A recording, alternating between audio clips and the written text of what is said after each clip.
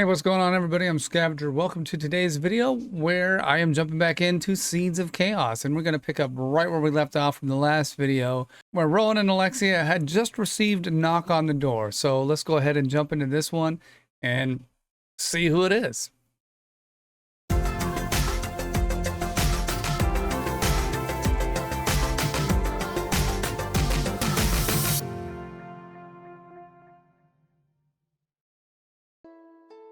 Rowan opened the door to discover standing before him a beautiful young woman. Drawn around her was a red cloak, the hood pulled up to conceal her pale silver hair. Her attractive face wore a look of extreme worry. Something was clearly very wrong. "Thanks, Alexia, you're home, hero. I need your help. It is my daughter. She's... Before she can get the rest of her sentence out, the woman bursts into tears. "Please, come sit down. Let me find you something to wipe your eyes. Just try and breathe." Rowan rooted around the room until he found a small scrap of cotton from his wife's sewing materials, suitable for use as a makeshift handkerchief. "Here, take this." He handed it to the distressed young lady, who used it to dry the tears falling from her striking gold eyes as she sniffled. "Thank you." Awkwardly, she tried to return the handkerchief, but Rowan just smiled as he motioned for her to keep it. "Now let us start with something easy. What's your name?" "Oh, goddess fiend, where are my manners? My name is Mariel." With that, she bowed her head slightly and offered her hand.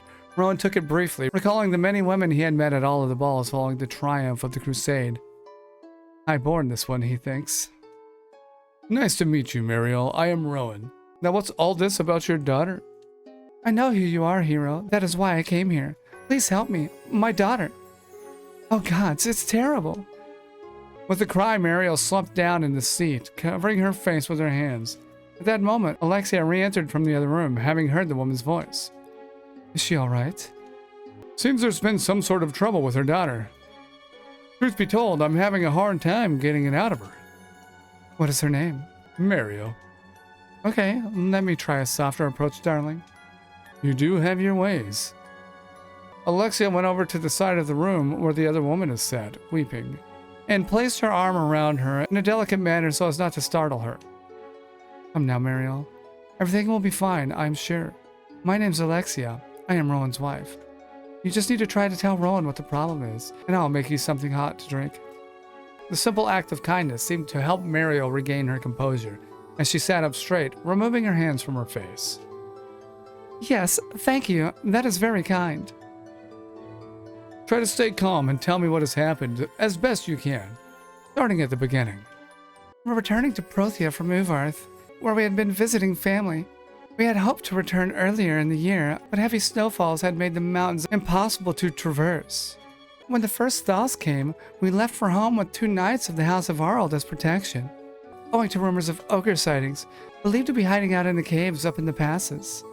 Alexia returned with the cup and handed it to her. "Thank you, Alexia." The journey was uneventful, though. Once we left the mountains behind, the knights took their leave to return to Uvarth, believing Rosaria to be peaceful enough for us to travel on alone. "Not an unfair assumption. There is very little to worry about these days. Travelers are generally very safe as long as they stick to the trader routes." That was also my thought, so I had no objection to the knights returning home. And everything was peaceful until yesterday. "Was that when something happened to your daughter?" "Yes, we were camped in the fields not far from here, hoping to make our way to Restadale today. But when I woke this morning, my Nero was nowhere to be found. I searched the fields all morning, asking farmers and other travelers if they had seen her, but nobody had. I can only think that she somehow has ended up in the western woods. If something has happened to her, I do not know what I'll do. I can't lose her. The thought that something might have happened to her child was too much for Mariel to bear, and she began to sob uncontrollably again. "Be honest, console her. We'll be honest. There's nothing we can do. She's dead already." Okay, that might not be what he's going to say, but we will console her. That's not being dishonest, right? "I'm sure she's perfectly fine." Well, that shouldn't be what you say to console her. Just be like, "Oh, we'll do everything we can, you know?" That would have been better. Anyway, you know what children are like. She probably got curious and wandered off in the night. I bet she's just lost, and I'm good at finding lost things. I'll find her, I promise you. Well, I wouldn't make promises. I wouldn't make promises either. You will? Oh, thank you. Thank you so much. I do not know how I'll ever be able to repay you. I think Rowan has a few ideas of how he's gonna get payment. You know? There's no need for any repayment, Mariel. Kindness costs nothing, and the goddess teaches us that we should always help those that are in need. I'll get my things and leave immediately. We do not want her out there after the sun goes down. Rowan left the pair to recover his equipment, kept in storage for the better part of the last 7 years. He had taken the blade out every now and then to oil it, a process that had been drilled into him during his military years, but other than that, it had laid untouched. When he returned, he found the pair chatting away and laughing, and he marveled at his wife's ability to put others at ease. Her warmth and her willingness to share it with others was just one of the many reasons he had fallen in love with her. I hoped that I would never have to see those things again, husband. And I had hoped that I would never have to wear them, but on the bright side, at least they still fit me. It's not exactly the best time for your sense of humor. Everything will be fine. I'm only taking my sword as a precaution. I'll be back before you know it. You should just keep Mariel company and try to stop her from worrying so much. Okay, I will. Be safe. Please be careful, Rowan. I would hate for something to happen to you when you're trying to help me. Do not worry about me. I'm tougher than I look. With a wink, Rowan left the pair to search for the child. Now, tell me about life in the Holy City. All right, finally, we're going on a mission. We're doing something different. Okay. This does not look good. That traveler's child is missing. She may have just wandered off, but likely there's something more sinister involved. You think she's been abducted? Perhaps. I'm heading to the Western Woods now. The mother thinks that's where she might be. I'll send Tobias to Rastadale to inform the Duke. We pay our tithes like everyone else, and are entitled to his protection. Even so, the Duke's men will not get here until the morning. It's not a bad idea, though. At the very least, they could escort the lady and her child on if they are not needed. I'll not delay you any longer. Take care, my friend. A few hours later, Owen had found a trail at the edge of the woods and followed it into the interior. At a glade somewhere deep inside, he kneels to inspect the ground. These footprints must be hers. They're too small to be those of an adult, but they just seem to vanish into thin air. Rowan looked up into the canopy above him. Perhaps she had climbed a tree in order to get her bearings from a higher vantage point, or even to avoid danger. Returning to his feet, he surveyed the landscape around him. Nothing else has passed through to disturb the soil, and there's no water nearby either to mask her tracks. This one is a real mystery. Oh, was that an arrow that I heard? From somewhere within thick brush, an unseen assailant loosed an arrow. Luckily for Rowan, it missed its mark, flying harmlessly past him and embedding itself in a nearby tree. An attack? A half a dozen orcs emerged from the trees around him, surrounding him. Rowan could see no way out except through them. The largest one, the leader, he reasoned, stepped forward. Confident in the odds, no doubt. Where's the girl? Is no girl. What do you mean? Is no girl. Never was. Is trap. Use stupid Humie. Fall for trap like all other stupid Humies. The realization hit Rowan like the twist of a knife in his stomach. If this was a plan to trap him all along, then Alexia and the rest of the village were in even more danger than he was. Oh shit. His wife is with that woman. He had to get back there. He fingered the grip of his sword and eyed the orcs before him. The only way out is through. I know what you's thinking. Don't be stupid, Humie. Be smart, Humie, for change.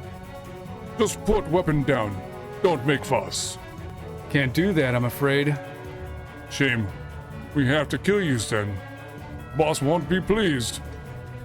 Attack? Try to reason with him? Ooh. Can orcs be reasoned with? What do we think? I want to fight him. You're certainly welcome to try. Did I get him? I have no idea. Ooh. epic battle. In a flash, Rowan drew his sword from his sheath just as the first orc rushed towards him, bringing his blade up to meet the incoming axe. The sound of steel clashing against steel rang throughout the otherwise tranquil woods. The orc is strong, but like the rest of his kind, sluggish, and no match for a swordsman of Rowan's skill. Even with a few years of rust, he turns the axe away with a twist of the wrist, and sinks the repose deep into the orc's chest with ease. Bracing his foot against the slumped orc, Rowan pulled out his blade clear just in time to meet the next enemy's blade. He still had his work cut out for him if he was going to get out of these woods alive. And in the summer, it's really beautiful. They have processions through the city to the Cathedral of Light in honor of Silencia. Everyone wears the most wonderful outfits. It is so colorful and lively. I cannot wait to return after a few months in Uvarth. It will be a most welcome change of scenery. Is Uvarth really so bad? I've heard tales of cold deep enough to splinter bones. But I confess, I have always doubted their veracity. They're true enough, I'm afraid. If you were to get caught up in the tundra in the dead of winter, at best you'd survive with bitter frostbite, should you survive at all. It is not just the cold, though. The whole city is so solemn. The lords lock themselves away and bicker with each other. It is almost as if the place had become a tomb the day their ancestors swore an oath to guard Arag's fall. And the chasm? Did you see it? Only from the walls of the city. Even from the distance it seems impossibly deep, and the land around it is blackened like the northern wastes. Nothing grows there. Even the snow seems to avoid it. I do not know if the fell dragon truly does slumber, imprisoned, somewhere at the heart of it, but the lords certainly believe it to be true. The sense of foreboding I felt when looking at the whole makes me think they might not be entirely wrong.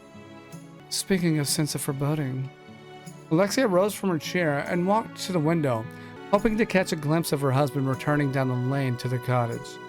To her despair, she saw nothing but the sun sinking lower to meet the horizon. It's getting late, and there's still no sign of Rowan. He should have been back by now if he was only searching in the western woods.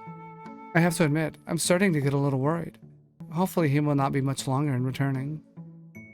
Oh, I think he might be a while longer yet, my sweet girl.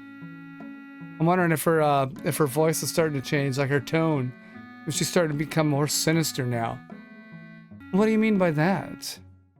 By now, he would have encountered the little trap I left waiting for him in the woods, and the orcs will be keeping him busy. Orcs? Mario rose from her chair and the smile on her face morphed into an evil smirk. The change was so severe, it was as if a veil had lifted, and the woman was now someone else completely. Do not worry your pretty little face, Alexia. There is nothing your husband cannot handle. They'll just keep him busy a little while until we've had our fun. Wait, who else is with you and why are you doing this? All in due time, my dear. I suppose this ruse has gone on long enough. I do enjoy a good charade, but all good things must come to an end, as they say. Oh, shit. Okay, who is this? With that, Mario waved her hand, and a hot white light pulsed through the room, sending Alexia tumbling backwards onto the hardwood floor. When the blinding brightness cleared from her eyes and she could see again, where the white-haired girl had been stood was now a beautiful blue-hued woman, clearly not human, and naked as the day she was born. You're a demon! Aren't you quick to catch on? This will not do, though. I'll catch my death of cold. With another wave of her hand, the demon summoned herself a revealing outfit, a low-cut red and gold dress to emphasize her ample cleavage, accompanied by a pair of long black leather gloves. That is much better. Now, what am I going to do with you? All right, everyone, that's going to be it for today. I hope you enjoyed. If you did, you know what to do. As always, go ahead and smack the like button. Subscribe to the channel if you haven't done so already. And I'll see you in the next one. Bye-bye.